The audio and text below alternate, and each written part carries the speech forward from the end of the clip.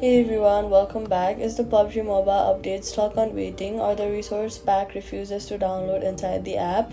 Here's how to force it through. First, open your app store and tap on your profile picture icon at the top right corner. Pull down on the screen to force a fresh refresh of available updates. Then look for PUBG Mobile in the list and tap update if it appears. If the update is still stuck on waiting, tap and hold the PUBG mobile app icon on your home screen. Tap pause download, then tap it again and tap resume download to restart.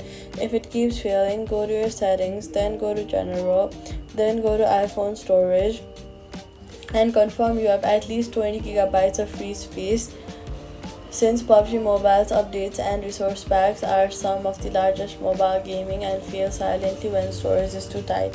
Free up space by offloading unused apps and retry. Also try switching from Wi-Fi to mobile data in the settings, and that's it. All you've got to do is App Store pull to refresh, pause and resume if stuck, free up storage, try mobile data, PUBG Mobile updates, and that's it. Subscribe.